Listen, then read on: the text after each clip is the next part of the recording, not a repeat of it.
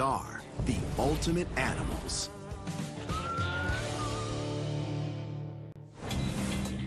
In Washington, D.C. alone, there are at least 90 raccoons per square mile. Pretty much everywhere we are, they are too. I have been putting cameras out in my friends' backyards to track raccoons in the urban environment, which is what you do. And my friends are always apologizing in advance. Oh, I'm so sorry. I never see any raccoons in my backyard. And then I put my camera up for one night and show them the video. I've seen up to 50 raccoons go through a yard in a nighttime. It's like a little raccoon highway back there. So it's easy to see why so many people view raccoons as common vermin. But we're taking a look at some of the raccoons' finer points to see if they really deserve their malign status. And to figure that out, we start by asking, what are raccoons anyway? They have ears like cats, a dog-like nose, and the way they invade our space, most people think they're rodents. Raccoons are not rodents. I'm just gonna say that straight out. I've heard people say rats, bunnies, skunks, possums.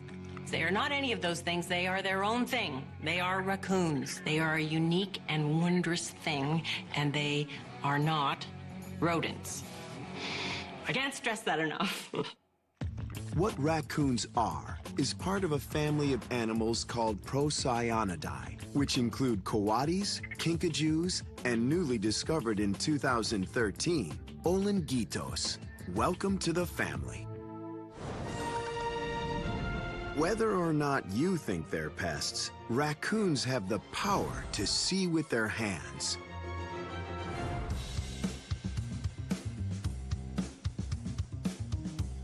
Touch would be their most super sense. That's how raccoons get around, is they feel the world. They see it by feeling it.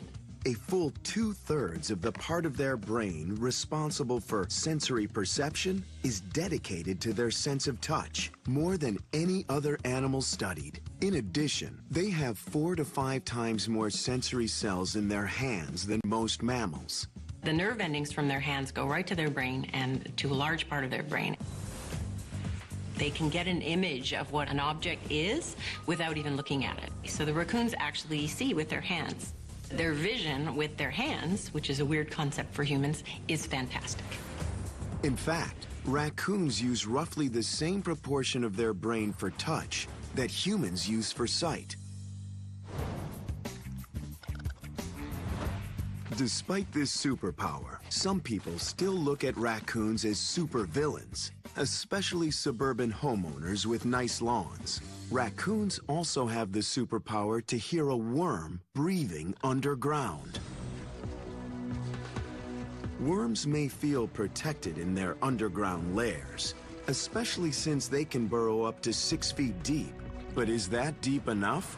Humans have a pretty good range of hearing, but raccoons have even better. So we go up to about 20 kilohertz, and raccoons will go up to like 50 or 60 kilohertz. So more than twice as high as we do.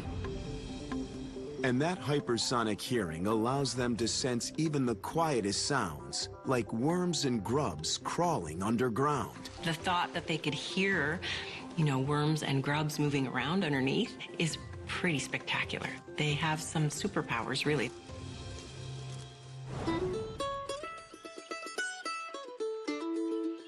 The first written record of a raccoon was penned by none other than Christopher Columbus. When he told the world of his discovery, he described them as a kind of dog. We already know he was wrong about that. But then, no one outside of a small part of the Americas had ever seen them before. Raccoons are native to North America and Central America, and not even all of North America, but sort of to the east and the south. Now, it's a much different story. They're in all of continental U.S. and even Alaska. The only place they're not in the U.S. is Hawaii. So they're definitely common, but the question still remains, are they vermin? And if so, are they spreading?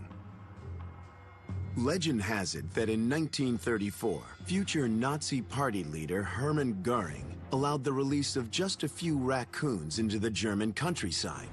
Today, they are nearly 1 million strong and growing, and are considered an invasive species. But it's worse in Japan. Before the 1970s, they were almost unheard of in the island nation. Now, they're everywhere and causing big problems. And you can blame Disney for that one. In 1969, Disney released a movie called Rascal about a boy with a pet raccoon. That story got turned into a 52-part anime series in Japan. And then, every kid in the nation wanted their own Rascal. At the height of their popularity, they were importing something like 1,500 raccoons to Japan per year. Problem is, the anime series ended with the main character releasing his raccoon into the wild. And then, thousands of Japanese children did the same. Now, raccoons are in 42 out of 47 Japanese prefectures. And by some estimates, 80% of all ancient temples in Japan have suffered some sort of raccoon-related damage. The Japanese government actually at some point banned the importation of raccoons, but it's too late. They're all over the place. That's because raccoons are so good at adapting to whatever sort of environment in which they're found. For the people of Japan, there's no question raccoons are vermin. But should these animals be penalized for being good at surviving? Or should we be in awe of their ability to bend their bones? Just 2 inches, about the size of a pinky finger. That's all the space a raccoon needs to make a break in. If you leave just a crack like this big, they can get in. When a raccoon stretches out its back legs, its spine straightens, and the raccoon's rib cage flexes, allowing for a lower profile. Even the big ones, I've seen them get through 2 inches and they can get their rears down. They just put their legs out and they can just slide right under. But the power of their bones doesn't stop at squeezing. Raccoons can also rotate their back paws a full 180 degrees. With their claws turned backward like little grappling hooks, they can climb down most surfaces face first and ready for action. Spider-Man's got nothing on the raccoon. So it seems like, vermin or not, raccoons are here to stay. And if you believe most scientists, we better come to terms with it. Because raccoons may be evolving into a super smart new species. Raccoon intelligence has long fascinated scientists. In one study, raccoons were presented with 13 complex locks that involved a series of steps to solve.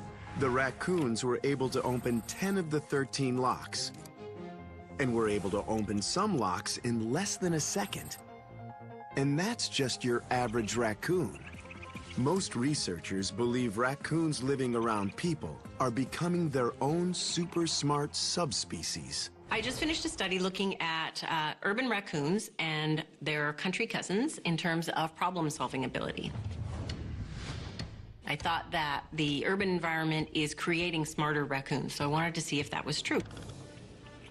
In the experiment, Suzanne presented both sets of raccoons with a trash can filled with food, but secured with a bungee cord. Ended up with 22 urban raccoons and 22 country raccoons. 0 of the country raccoons ever figured out the trash can with the bungee cord. And 80% of the city ones did. Even the little ones in the city could figure out the trash can. And it's not just a fluke. Everywhere humans try to outsmart raccoons, raccoons seem to be getting smarter.